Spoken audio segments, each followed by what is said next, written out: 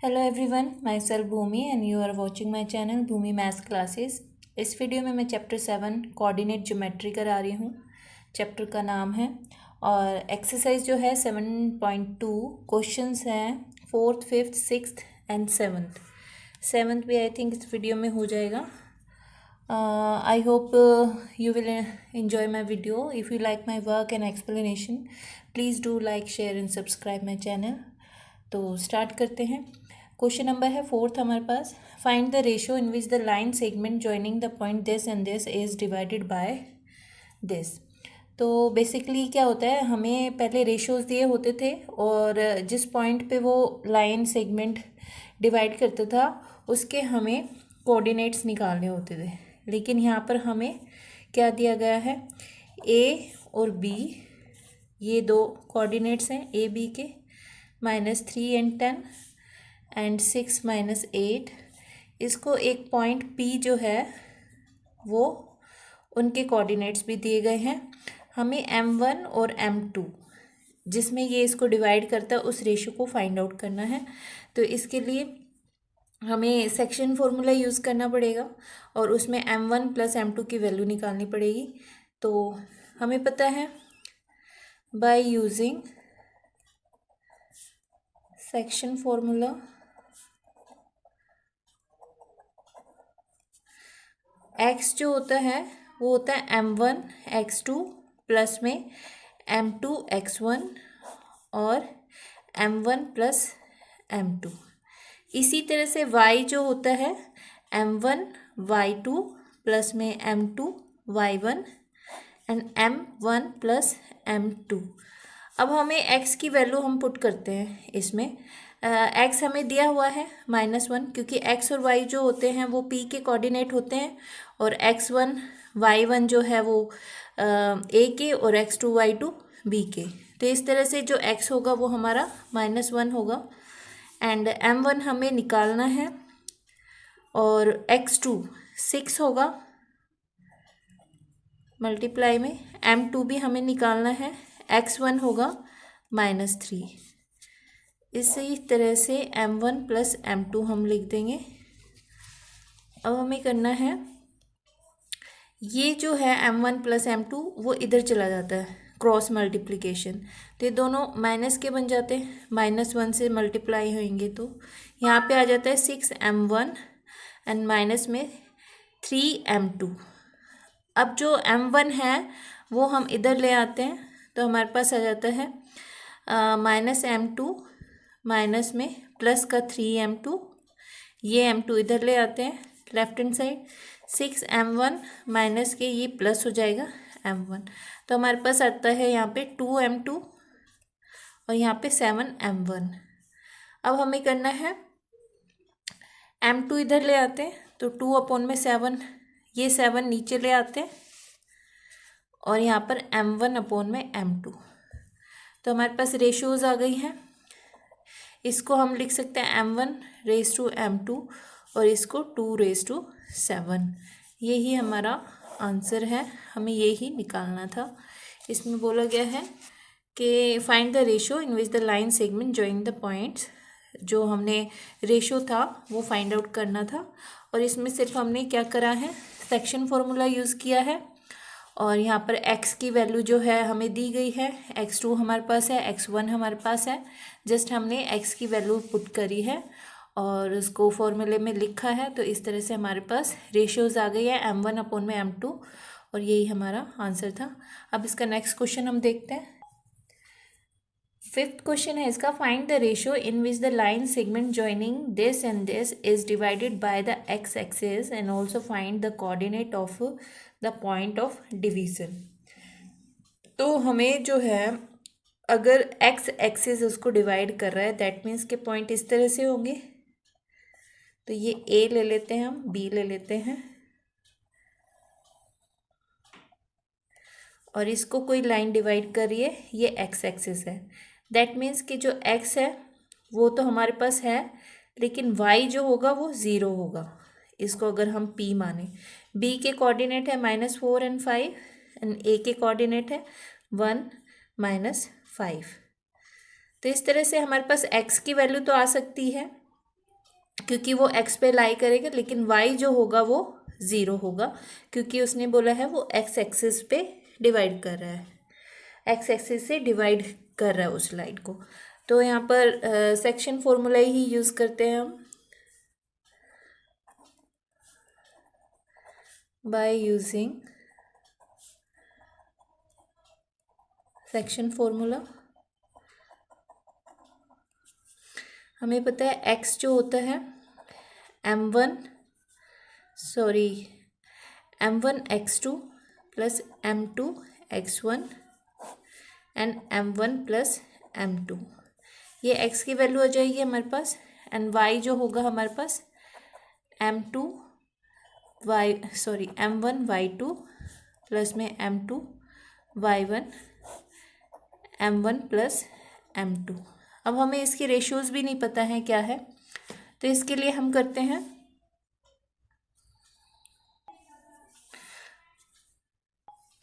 अब यहाँ पे, क्योंकि y जो है ज़ीरो है हमारे पास, तो इसमें वैल्यू पुट कर लेते हैं पहले हम। m1 हमारे पास हमें निकालना है, m2 जो होगा हमारे पास y2 5 होगा, m2 भी हमें निकालना है, तो y1 जो होगा वो -5, m1 प्लस m2, ये जो है इससे जाके क्रॉस मल्टीप्लिकेशन होगा, ज़ीरो को जब हम m1 प्लस m2 से मल्टीप्लाई करेंगे तो ज़ीरो हो जाएगा, तो हमारे पास आ जाएगा m1 5 प्लस ये माइनस का हो जाएगा, माइनस से m2 -5 से मल्टीप्लाई होगा तो ये 5 m2 हो जाएगा माइनस का। अब क्या करते हैं, माइनस का इधर ले जाते हैं हम, तो ये प्लस हो गया और ये 5 m1। अब m2 इधर ले आते हैं हम,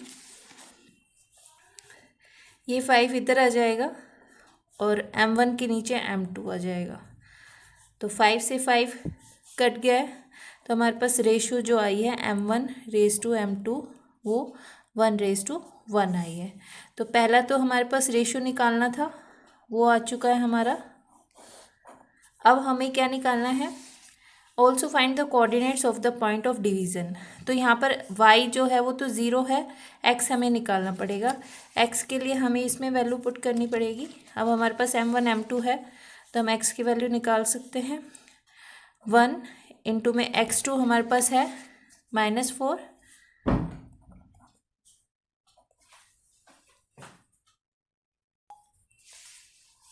अब यहाँ पर m2 भी हमारे पास 1 है और x1 की वैल्यू हो जाती है हमारे पास 1 अपॉन में m2 m1 1 1 है तो 1 + 1, तो आती है हमारे पास -4 + 2 अपॉन में 2, दैट मीन्स ये आ जाता है हमारे पास, यहाँ 1 आएगा, 1 × 1, तो ये -3 अपॉन में 2, तो जो p के कोऑर्डिनेट है वो आ गया -3/2 एंड y जो है वो 0 है, तो यही हमारे कोऑर्डिनेट्स हैं p के।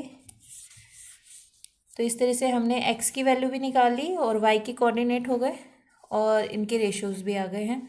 यही हमें इस क्वेश्चन में करना था, रेशियोज़ निकालनी है, find the ratio and find the coordinates of the point of the division. तो अब नेक्स्ट क्वेश्चन देखते हैं इसका। नेक्स्ट क्वेश्चन में है, if this and this are the vertices of a parallelogram taken in order, find the x and y। तो हमें बोला गया है कि ये जो है एक पैरेललोग्राम है, A B C and D, इनके वर्टिसेस हैं 1 and 2, 4 and y, x and 6 and 3 and 5। तो इस तरह से हमें जो है x और y की वैल्यू निकालनी है, ये इस x की और इस y की, फाइंड x एंड y। तो इसमें हम करेंगे, सबसे पहले तो हमें ये देखना पड़ेगा कि हम सेक्शन फॉर्मूला हम यूज़ नहीं कर सकते इसमें, तो हमें देखना पड़ेगा कि हम क्या यूज़ करेंगे। इसमें हमें सबसे पहले लिखना पड़ेगा, we know that the diagonals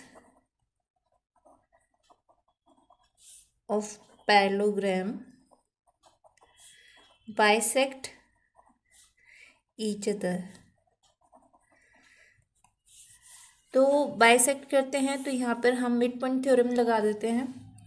so the coordinates of mid point of AC will be equal to coordinates of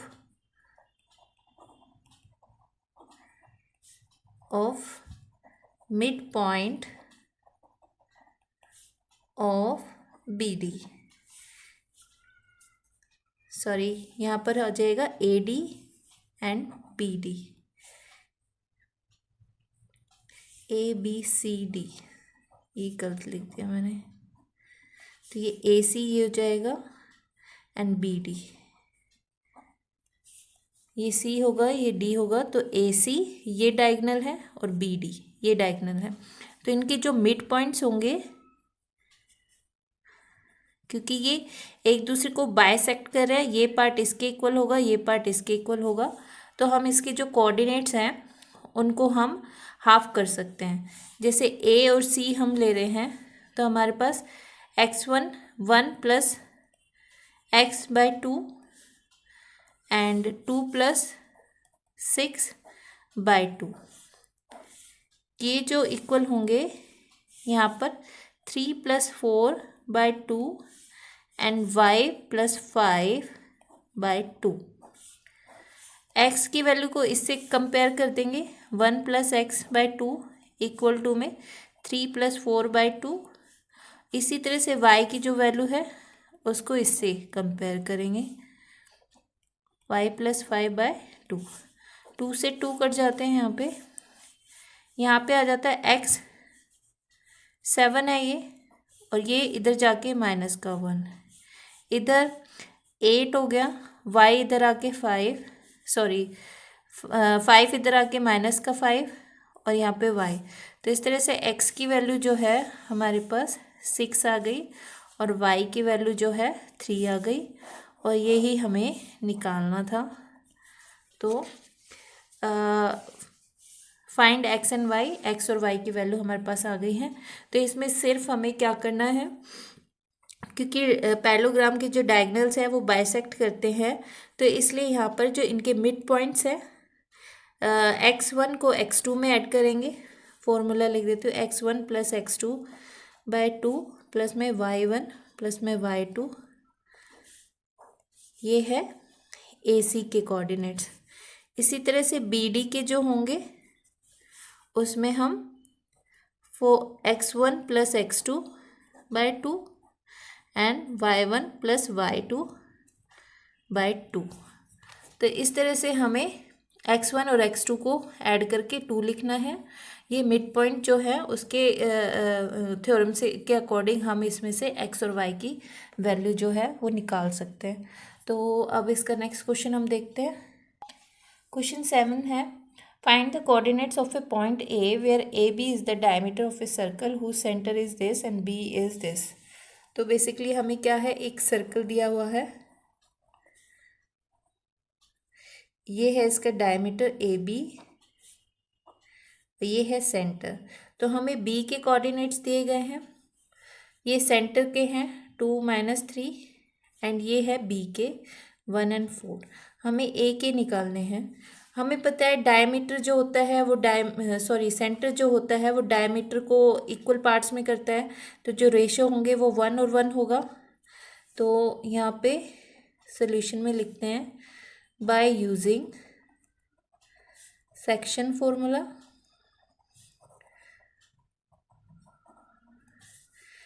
m1 equal to में m2 1, बिकॉज सेंटर या point of centre bisect the diameter, bisect करता है diameter को। अब हमारे पास x जो है उसकी वैल्यू 2 दी गई है, y की वैल्यू -3, क्योंकि ये अगर हम इसको p मानते हैं तो p के कोऑर्डिनेट है, p के कोऑर्डिनेट x और y होते हैं। अब एक्स ए जो होता वो x1 जो है वो निकालना है, y1 हमें निकालना है, x2 की वैल्यू हमें 1 दी गई है और y2 की वैल्यू भी 4 दी गई है। तो ये x2 y2 है और x1 y1 जो है हमें निकालना है, जो कि ए के कोऑर्डिनेट होंगे। तो सेक्शन फॉर्मूले के अकॉर्डिंग हमें x इक्वल टू में m1 x2 m2 x1 upon में m1 प्लस m2। अब इसमें देखते हैं हमारे पास क्या क्या वैल्यू है। x की वैल्यू हमारे पास 2 है, m हमें 1 है, x2 की वैल्यू हमारे पास 1 है, यहाँ पे 1 लगा देते हैं, m2 भी 1 है, इनटू में x1 हमें निकालना है और यहाँ पर 1 प्लस 1, तो ये हो जाता है 2। 1 को 1 से मल्टीप्लाई करेंगे 1, 1 को x1 से करेंगे तो यहाँ पे भी x1 अपॉन में 2। अब इस 2 को हम यहाँ पे मल्टीप्लाई कर दे रहे हैं, 2 2 ज़ा 4 और ये 1 यहाँ पे सब्ट्रैक्शन में ले आते हैं, तो हमारे पास x1 की वैल्यू जो आ गई वो 3 हो गई है। इसी तरह से हम y की निकालेंगे, y इक्वल टू में m1 y2 m2 y1 m1 plus m2। y की वैल्यू हमारे पास -3 है, m1 1 है, y2 जो है हमारे पास 4 है, m2 की वैल्यू भी 1 है और y1 हमें निकालना है और यहाँ पे 1 प्लस 1, क्योंकि m1 m2 1 है। अब यहाँ पर हम करते हैं -3, 4 1 ज़ा 4 इंटू में y1 अपॉन में 2। ये 2 यहाँ पे मल्टीप्लाई हो जाएगा, माइनस का 6 और ये 4 जो है ये इधर आके माइनस का हो जाएगा। तो इस तरह से y1 की वैल्यू जो आ गई हमारे पास माइनस का 10 आ गया और ये ही जो थे कोऑर्डिनेट्स ऑफ a 3 - 10, ये ही हमारा आंसर था। कोऑर्डिनेट्स निकालने थे a के, तो x1 और y1 जो था कोऑर्डिनेट थे a के, क्योंकि ये जो वैल्यू होती है वो x और y की होती है, ये x2 y2 x1 y1 a के होते हैं कोऑर्डिनेट्स, और वही हमें सेक्शन फॉर्मूला में वैल्यूज पुट करके निकालनी होती है। तो x1 और y1 की वैल्यू आ गई है हमारे पास, दैट मीन्स कि कोऑर्डिनेट ऑफ a जो है हमारे पास आ गए हैं, यही हमें फाइंड आउट करना था। तो इस वीडियो में मैंने 4 क्वेश्चन डिस्कस करे हैं। आई होप कि आपको मेरे एक्सप्लेनेशन समझ आए होंगे। If you like my work, please do like, share and subscribe my channel. Thanks for watching.